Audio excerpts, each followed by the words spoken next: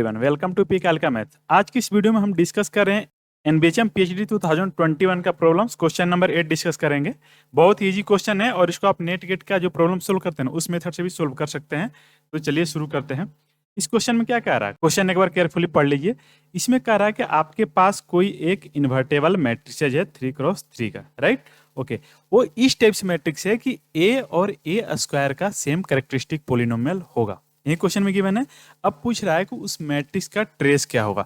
तो चलिए हम थोड़ा सा ना लॉजिकली सोल्व करने की कोशिश करेंगे।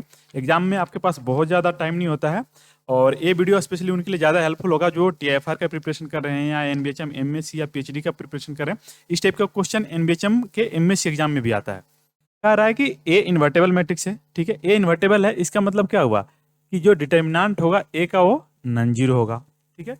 और आगे ये कह रहा है कि ए और ए का कैरेक्टरिस्टिक पोलिनोमियल सेम है। तो मान लीजिए कि जो ए का कैरेक्टरिस्टिक पोलिनोमियल होगा, इसको कुछ हम ऐसे नाम दे दे रहे हैं, A X cube plus B X square plus C X plus T. अच्छा, कह रहा सेम है किसके, ए स्क्वायर के कैरेक्टरिस्टिक पोलिनोमियल के बराबर। कि हम क्या करेंगे, यहाँ से रूट निकालेंगे, जो रूट निकालेंगे वही हमारा क्या होगा, आइगन वैल्यू होगा। तो जब ए और ए स्क्वायर का सेम ही कैरेक्टरिस्टिक पोलिनोमियल है तो इसका मतलब क्या होगा, आइगन वैल्यू भी सेम होगा। कैसे, मान लीजिए इस पोलिनोमियल का हमने सोल्व किया इक्वल टू 0 करके, तो हमारे पास जो रूट्स है उनका नाम मान लीजिए alpha 1, alpha 2 and alpha 3, right. अच्छा, ए इस पोलिनोमियल को सोल्व करके निकाला, ए किसका कैरेक्टरिस्टिक पोलिनोमियल है, ए का, तो आइगन वैल्यू ए का क्या हो जाएगा, यही चीज हो जाएगा। अच्छा, ए स्क्वायर का भी कैरेक्टरिस्टिक पोलिनोमियल है तो आइगन वैल्यू ए स्क्वायर का क्या हो जाएगा, यही सेम चीज हो जाएगा। दैट इज ए का जो आइगन वैल्यू होगा अल्फा 1, अल्फा 2 एंड अल्फा 3। उसी तरह ए स्क्वायर का भी आइगन वैल्यू क्या हो जाएगा, alpha 1, alpha 2 and alpha 3, right. अब आगे बढ़ते हैं।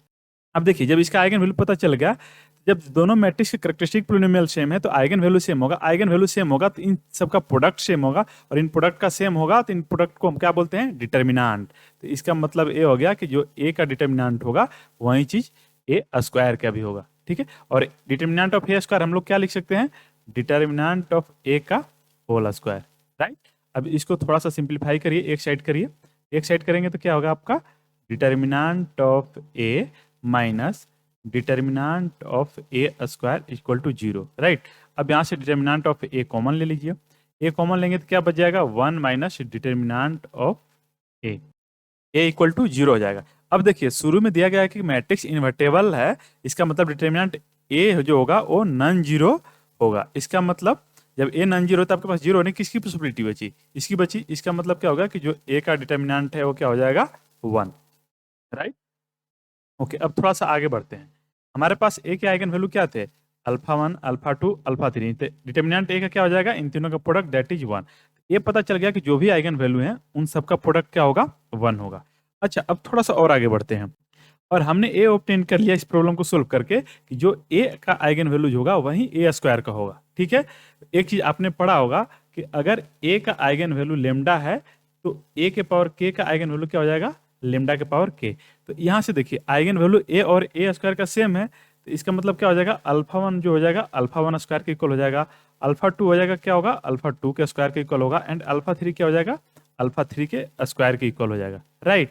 क्यों ऐसा होगा, क्योंकि ए और ए स्क्वायर का आइगन वैल्यू सेम आएगा, हमने सोल्व करके देख लिया। ओके, तो अब यहाँ से सिंपलीफाई करिए। चलिए हम पहला को सोल्व करते हैं। पहला को सोल्व करेंगे तो क्या होगा, alpha 1 minus alpha 1 square equal to 0। इसको फर्दर सिंपलीफाई करेगा तो अल्फा 1 कॉमन हो जाएगा, 1 माइनस अल्फा 1 इस टाइप से हम लिख सकते हैं।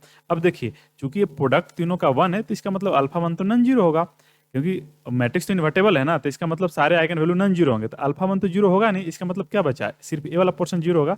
इसका मतलब क्या आ गया, अल्फा 1 इक्वल टू 1। यही चीज बाकी के साथ होगा। इसका मतलब हमारे पास क्या आ गया, अल्फा 1, अल्फा 2, अल्फा 3, ये सारे किसके इक्वल आ गए, 1 के इक्वल। तो हम इसको ऐसे भी लिख सकते हैं, राइट। आई होप ये चीज समझ में आ रहा होगा आपको। ओके, अब ट्रेस क्या होता है, ट्रेस होता है आइगन वैल्यू का सम। आइगन वैल्यू का सम कर दीजिए तो इस तीनों का सम क्या हो जाएगा, 3। तो एक पॉसिबिलिटी आपका ट्रेस का क्या हो गया, trace of A will be 3। Okay, आगे भी देखिए क्या और भी पॉसिबिलिटी है, ऐसा कुछ और भी एग्जिस्ट कर सकता है क्या, सच दैट तीनों का प्रोडक्ट क्या हो जाए, अल्फा 1, अल्फा 2, ये तीनों का प्रोडक्ट 1 हो जाए और हमारा मैट्रिक्स यही दिया है कि इन्वर्टेबल हो। तो आपने क्यूबिक रूट ऑफ यूनिटी सुना होगा, राइट। ओके, तो आपको देखो बहुत सारा चीज इसमें यूज करना पड़ेगा। तो अब क्यूबिक रूट ऑफ यूनिटी क्या होता है, वो कहता है कि ओमेगा क्यू इक्वल टू 1 होगा and 1 plus omega square equal to 0 देगा। ठीक है, अब ऐसा करिए, यहाँ पे देखिए तीनों रूट है, तो ऐसा करिए कि मान लीजिए कि अल्फा 1 इक्वल टू 1 हो गया, अल्फा 2 इक्वल टू ओमेगा हो गया and alpha 3 equal to omega square हो गया। ठीक है, मानते हैं ऐसे, हम देखते हैं क्या पता है काम करा कि नहीं करा। ओके, तो इन तीनों का प्रोडक्ट देखिए, तीनों का प्रोडक्ट करिएगा तो 1 इंटू ओमेगा स्क्वायर, ये क्या बन जाएगा ओमेगा क्यू, और ओमेगा क्यू क्या होता है 1। तो जो आपका हाइपोथेसिस में दिया हुआ है कि तीनों का प्रोडक्ट 1 आना चाहिए, क्या उसको सेटिस्फाई कर रहा है। ठीक है, और इसकी हेल्प से आप मैट्रिक्स बनाएंगे। मान लीजिए आपका मैट्रिक्स कुछ इस टाइप से बना, ठीक है, कुछ और भी हो सकता है जिसके आइगन वैल्यू आपके 1 ओमेगा एंड ओमेगा क्यू हो। ठीक है, इस टाइप का बना, तो ये मैट्रिक्स ऑब्वियसली इन्वर्टेबल है। ठीक है, और यहाँ से आप नहीं चेक कर पा रहे हैं तो यहाँ से चेक कर सकते हैं कि जिस मैट्रिक्स का डिटर्मिनेंट नॉन जीरो हो वो इन्वर्टेबल होगा। यहाँ से भी सेटिस्फाई कर गया, तो इसका मतलब यहाँ जो हमने ए माना था ये सही है। दैट इज ए एक ऐसा मैट्रिक्स होगा जिसका रूट्स होंगे जो 1 ओमेगा एंड ओमेगा स्क्वायर होगा। तो अब इसका ट्रेस क्या होगा, ट्रेस होगा इन आइगन वैल्यूज का सम। तो आइगन वैल्यूज का सम क्या हो जाएगा 1 प्लस ओमेगा स्क्वायर, और ये क्या होता है 0, जो हमने यहाँ पे देखा था। ठीक है, तो इसका मतलब एक पॉसिबल ट्रेस क्या हो जाएगा आपका 0। ठीक है, इसके अलावा और कोई पॉसिबिलिटी नहीं बचता है 3 डिग्री के लिए। ठीक है, एक तो हमने एनालाइज करके निकाल लिया, दूसरा जो इस टाइप का एक्टिविटी रखता हो दैट इज क्यूबिक रूट वाला। ठीक है, तो आप अगर ऐसे नहीं कर सकते ना, तो आपने जैसे जो मैट्रिक्स जानते हैं उसका भी यूज करके कर सकते हैं, लेकिन हो सकता है कि शायद आप उस पॉइंट पर ना पहुंचे। मान लीजिए कि आपने इस मैट्रिक्स ए को आइडेंटिटी मैट्रिक्स मान लिया, राइट। आइडेंटिटी मैट्रिक्स मान लिया, तो आइडेंटिटी मैट्रिक्स में क्या होगा, आइडेंटिटी मैट्रिक्स में आपका इन्वर्टेबल होगा। ये सारा हाइपोथेसिस का प्रॉपर्टी सेटिस्फाई कर रहा है, और आइडेंटिटी मैट्रिक्स का आइगन वैल्यू क्या होता है 1 होता है। ठीक है, विथ मल्टीप्लिसिटी 3, तो इनका सम क्या हो जाएगा 3 देगा। यहाँ से आप एक निकाल सकते हैं, दूसरा के लिए आपको ये ओमेगा वाले पे आना ही पड़ेगा।